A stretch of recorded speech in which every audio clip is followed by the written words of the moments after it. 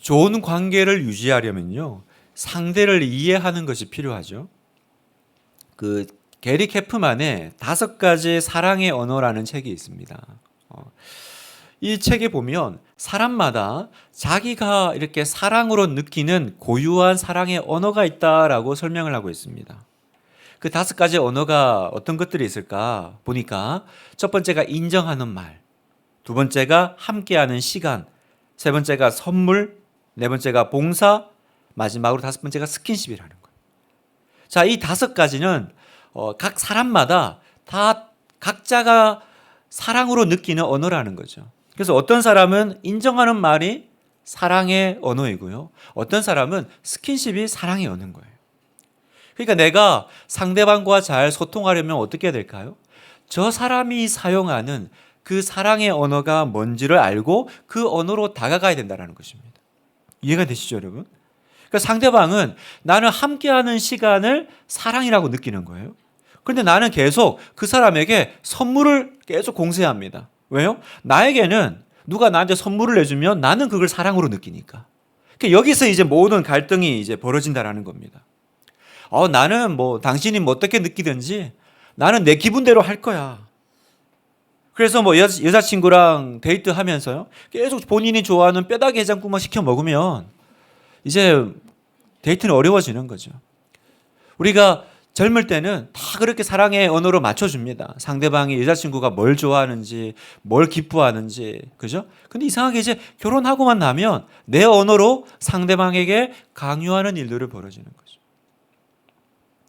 그래서 여러분, 부부 관계든 또 가족 관계든요, 누군가와 그 좋은 관계를 내가 유지하려고 하면 어떻게 될까요?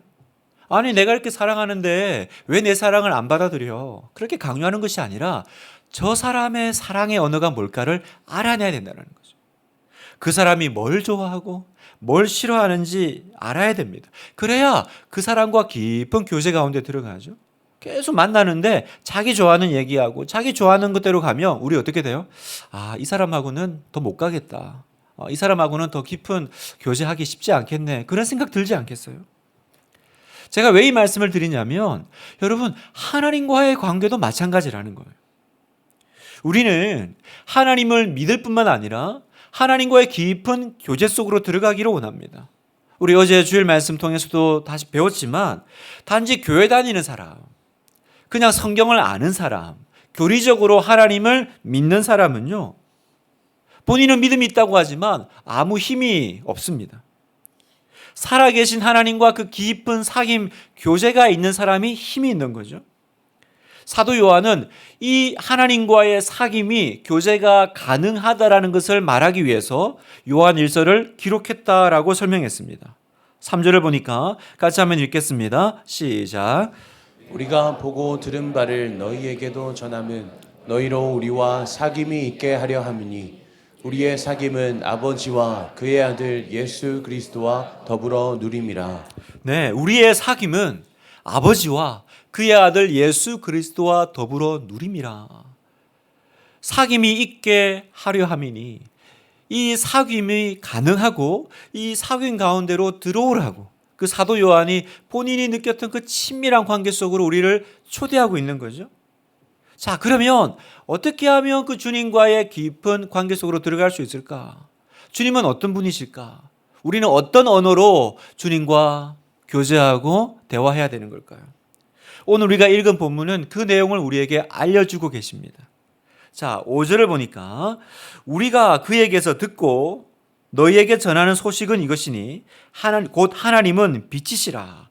그에게는 어둠이 조금도 없으시다는 것이라. 자, 여기 보세요. 하나님은 빛이시다라고 말씀하세요. 하나님은 빛이시다.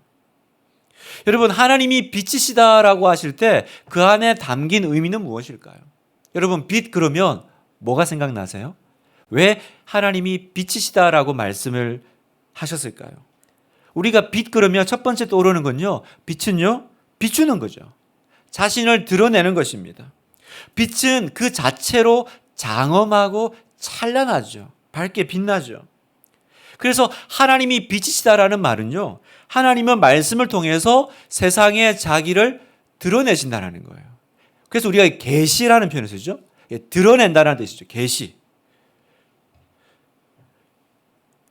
예수님의 제자들이 예수님에게 예수님 우리에게 하나님을 좀 가르쳐 주세요. 하나님을 보여주세요 라고 했을 때 예수님께서 이렇게 말씀하셨어요. 요한복음 14장 9절 나를 본 자는 아버지를 보았거늘 어찌하여 아버지를 보이라 하느냐.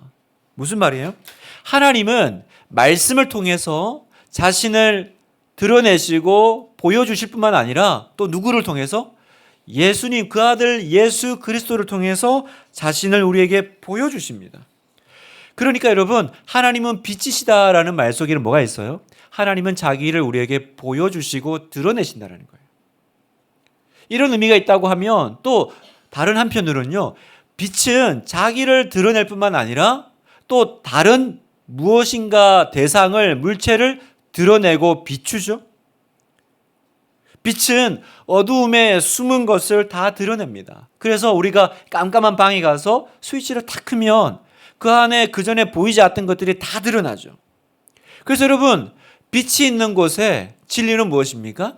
빛이 있는 곳에는 절대로 어두움이 공존할 수 없다는 것. 이게 특징입니다. 그렇다면 여러분 하나님이 빛이시다라고 말씀하셨어요. 그 말은 뭘까요? 하나님이 빛이시니까 어두움이 조금도 가까이 갈 수 없다라는 거예요.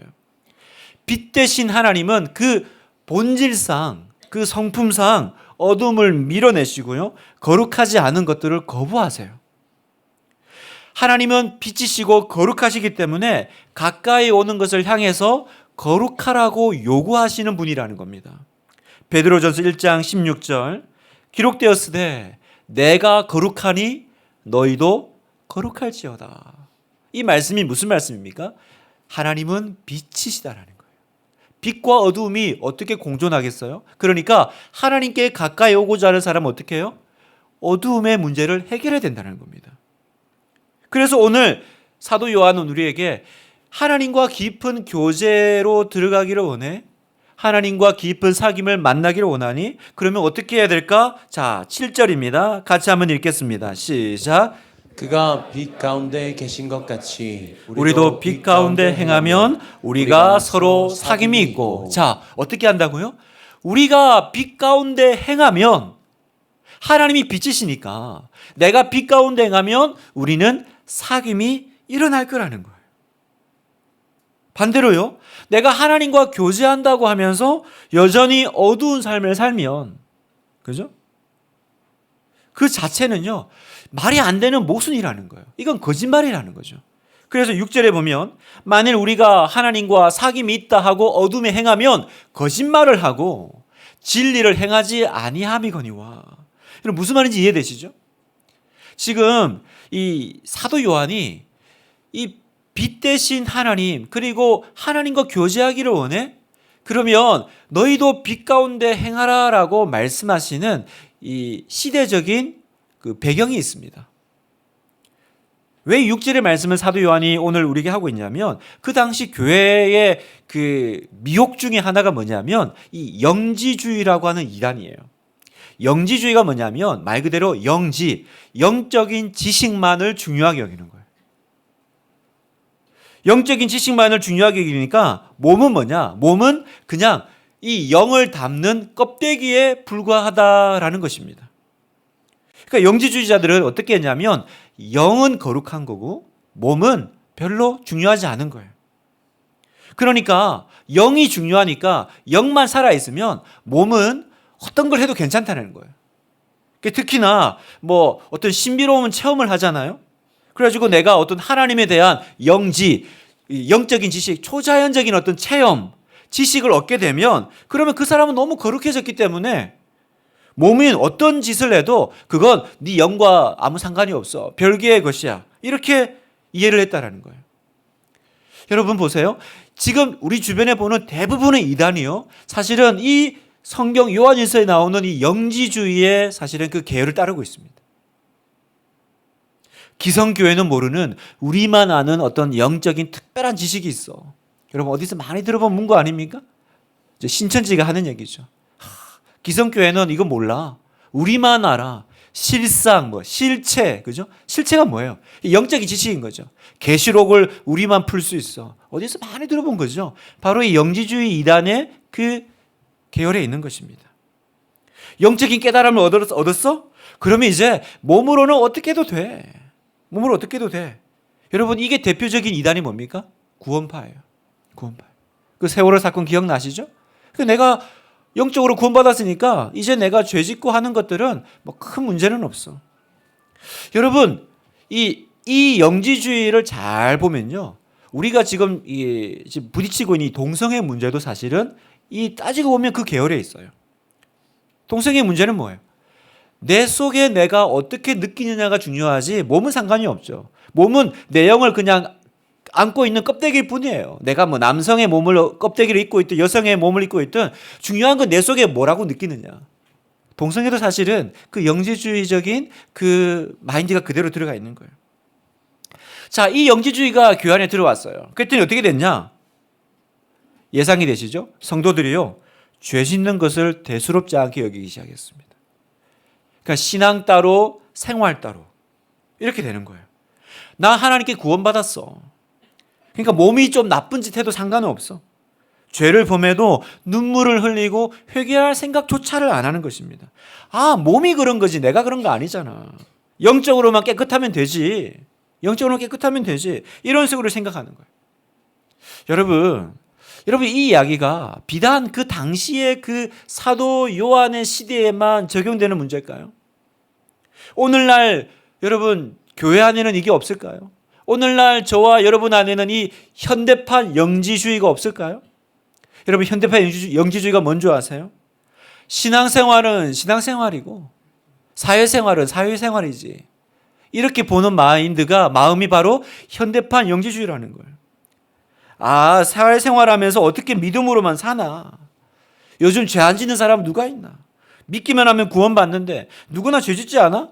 뭐 목사는 죄 안 짓나? 아, 몰라. 그냥 하여튼 뭐 어떻게 뭐 되겠지. 뭐 회개 기도하면 되는 거 아니야? 그래서 교회에서는 신앙인으로 살아요. 그러나 사회에서는 전혀 성경과 상관없는 그렇게 말씀대로 살려는 애씀도 없는 반대되는 삶을 살아가는 것, 이게 여러분 현대판 영지주의라는 것입니다. 사랑하는 성도 여러분, 우리 안에 혹시 나도 모르게 이런 생각 들어와 있지 않아요? 신앙생활은 신앙생활, 사회생활은 사회생활. 교회에서나 이런 얘기 하는 거지 밖에서 이렇게 되나? 믿음으로 살 수 있나? 여러분, 왜 내가 이토록 하나님과의 그 교제를 갈망하는데, 내가 이렇게 하나님과의 만남을 우리가 원하는데 왜 나는 깊은 사귐을 누리지 못할까? 왜냐하면 오늘 사도 요한의 말씀에 의하면 여전히 내 안에 이 청산되지 않은 이중적인 신앙 형태가 있더라는 거예요. 죄 가운데 여전히 머물러 있으면서, 내가 어둠 가운데 있으면서 하나님이 내 기도를 들으실 거라고 하는 착각, 자기 모순에 빠져 있는 것입니다. 여러분, 하나님은 빛이세요. 어두움은 결코 빛과 교제할 수가 없습니다. 여러분, 유유상종이에요. 빛은 빛끼리, 어둠은 어둠끼리. 주님은 내 안에 계십니다.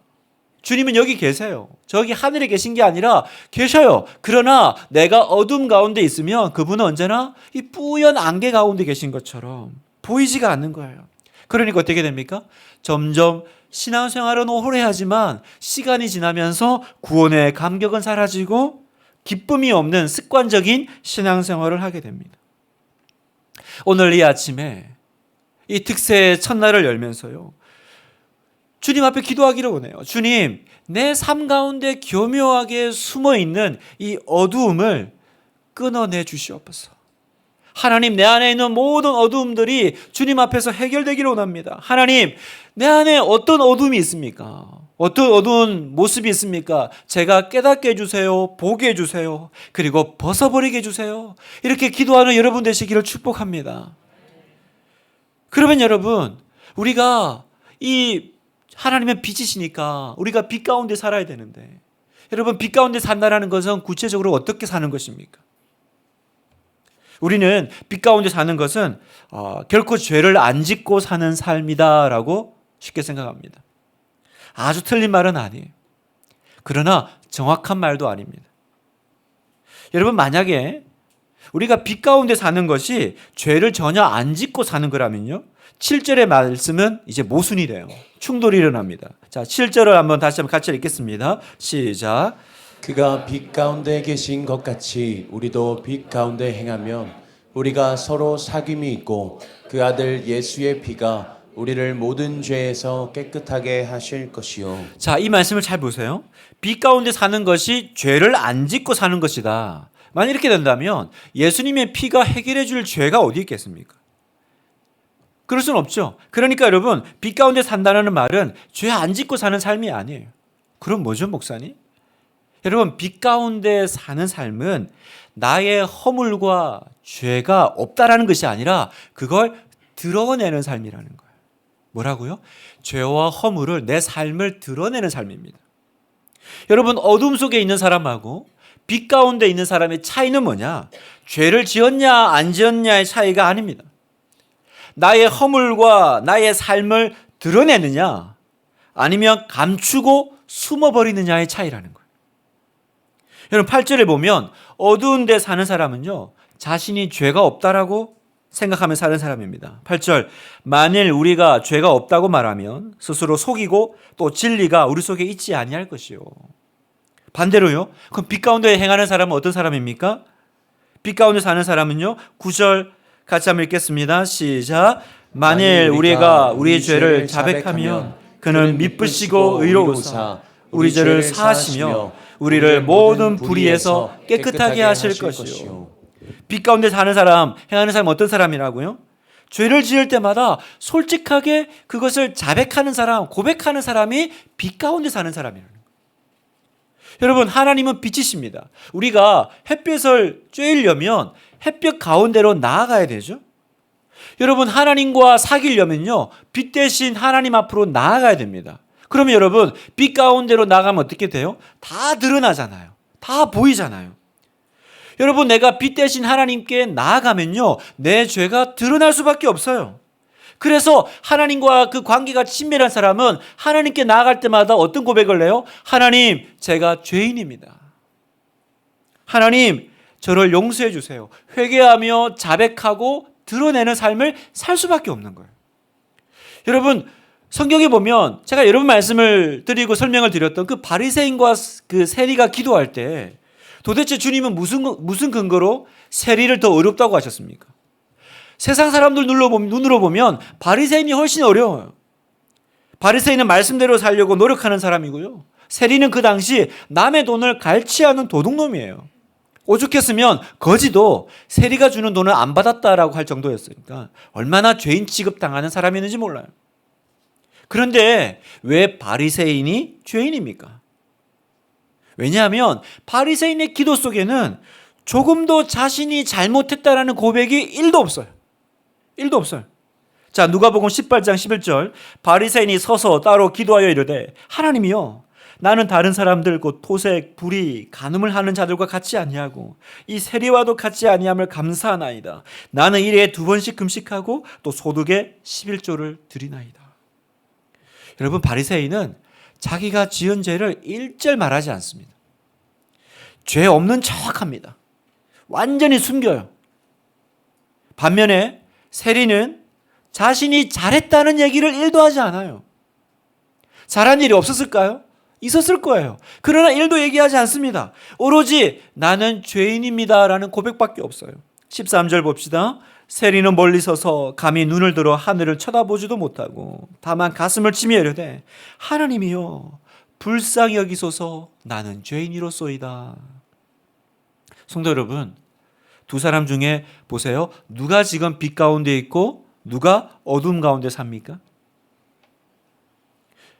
죄를 많이 지었느냐 적게 지었느냐, 그것보다 중요한 것은요, 자신의 죄를 고백하느냐 하지 않느냐에 있다는 거예요. 이게 바로 빛 가운데 있느냐 어둠 가운데 있느냐를 결정짓는 차이라는 것입니다. 예수님을 믿는다고 하는데 그 속을 모르겠는 사람들이 있어요. 우리 교회 안에도 보면 그런 성도들이 있습니다. 겉으로 보면 신앙생활도 잘해요. 신앙도 좋은 것 같은데 도무지 그 속에 뭐가 있는지, 무슨 생각을 하는지 알 수 없는 사람이 있습니다. 어떤 삶을 사는지 모르겠어요. 자신을 전혀 드러내지 않습니다. 그래서 이렇게 어떻게 지내냐, 어떻게 지내세요? 라고 물으면 씩 웃으면서 잘? 그래.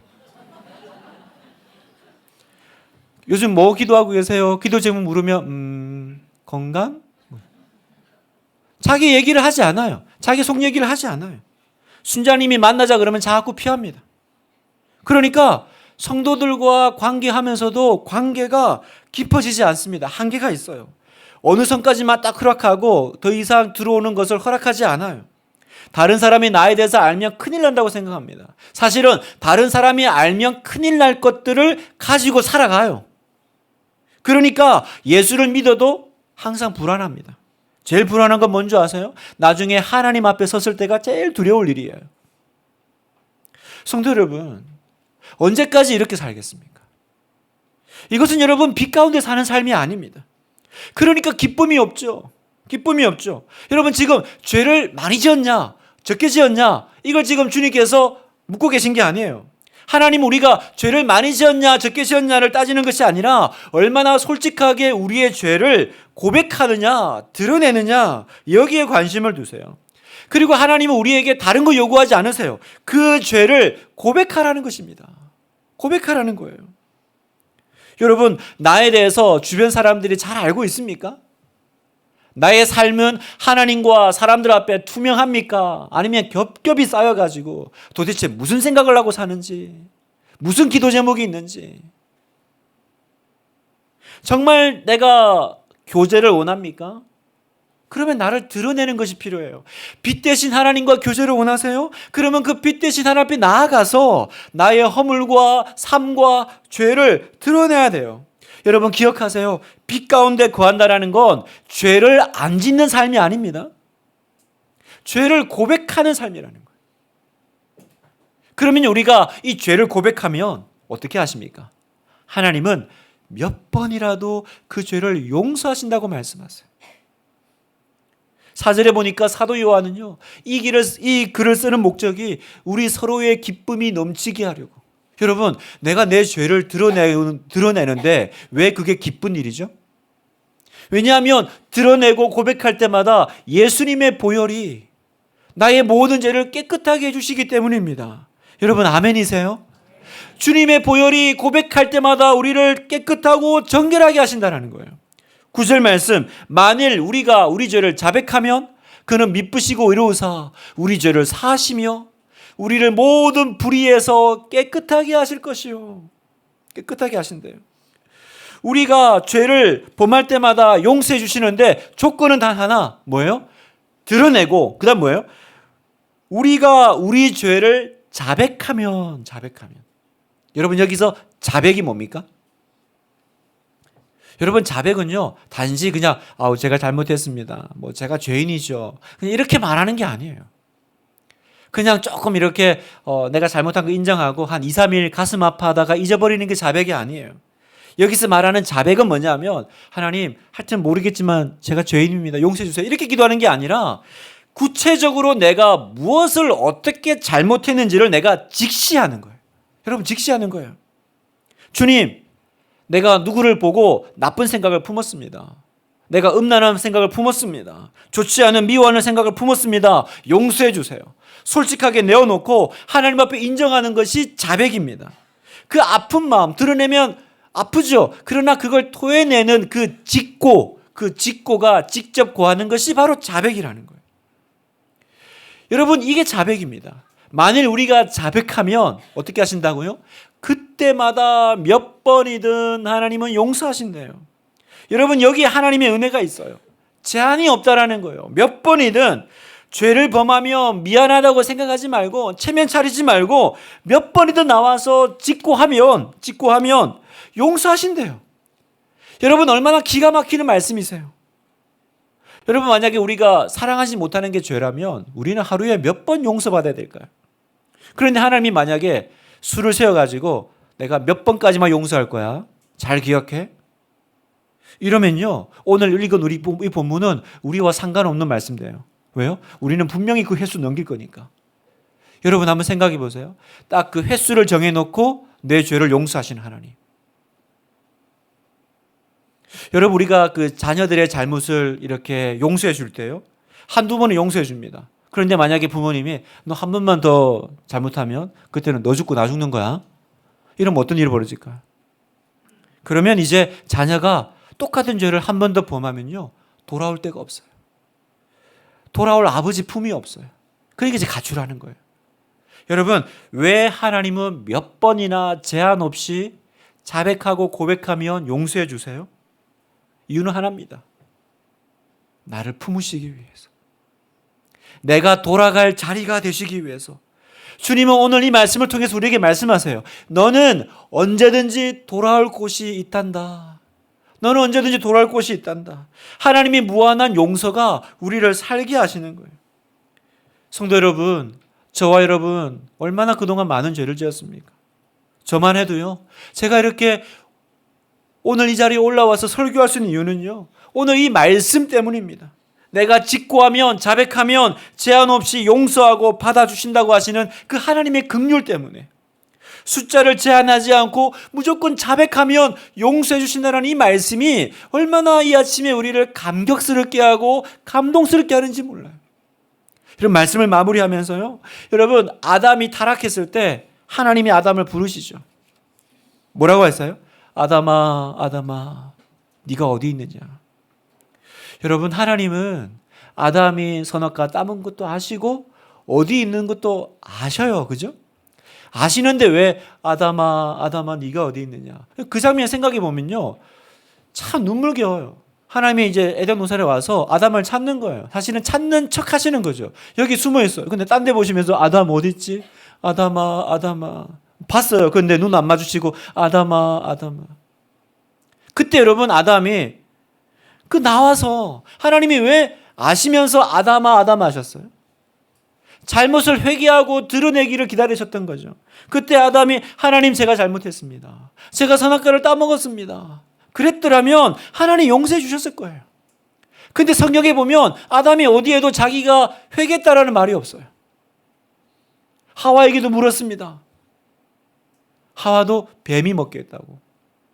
아담은 하나님이 주신 저 여자가 나를 먹게 했다고. 핑계만 댈 뿐 전혀 회개하지 않아요. 드러내지 않아요. 그 결과 에덴에서 쫓겨나죠. 천사가 화염검으로 막아서 관계를 끊어버리시죠. 여러분, 왜 관계가 끊어졌습니까? 하나님이 그렇게 회개할 기회를 주셨는데 내가 그 회개할 기회 가운데 잘못했습니다, 그 말 못했기 때문에 그런 거예요. 저희 집에도 두 아이가 있는데요, 두 아이가 참 성격이 달라요. 어릴 때요, 첫째 아이는요, 잘못하면 바로 잘못했다 그럽니다. 근데 둘째가 고집이 세요. 얘는 끝까지 잘못했다고 안 해요. 애기인데도 한번 이렇게 잘못했다는 말을 들으려면요, 1시간, 2시간 대치를 해야 되는 거예요. 야, 아주 끈질깁니다. 아주 끈질겨요. 그래서 첫 아이는 금방 끝나요. 그냥 이렇게 잘못하면 어느새 와서 무릎 꿇고 앉아 있어요. 잘못했다고. 근데 둘째 우리 딸은요, 잘못했다 말 안 합니다. 요즘 이제 다 컸죠. 다 커도요, 아들은요, 아빠 미안해 그럽니다. 근데 딸은요, 가만히 있다가 저한테 와서 그럽니다. 아빠 미안하다고 해. 어? 빨리 잘못했다고 해. 나한테 이제 잘못했다고. 자기가 잘못했다는 얘기 잘 안 해. 여러분, 오늘 영적으로 답답한 상태에 계세요? 그 내 안에 감추어져 있는 그 어둠을 하나님 앞에 조목조목 다 고백하십시오. 더 이상 감추며 숨기며 살지 마십시오. 여러분에게는 돌아갈 아버지가 계십니다. 십자가를 바라보십시오. 주님께서 보혈로 우리의 모든 죄를 자백하면 씻으십니다. 감사합니다, 주님. 나의 죄를 씻으시고 깨끗하게 하시니 감사합니다. 여러분, 얼마나 기쁘고 홀가분한 삶입니까? 여러분, 이게 빛 가운데 사는 삶이요, 이것이 바로 하나님과의 사귐이 있는 삶입니다. 오늘 이 아침에 우리가 그 빛 가운데로 들어가기를 원합니다. 우리가 하나님과 그 깊은 관계 가운데로 들어가서 그 충만한 즐거움, 다시 그 에덴에서의 그 기쁨을 우리가 회복하기를 원합니다.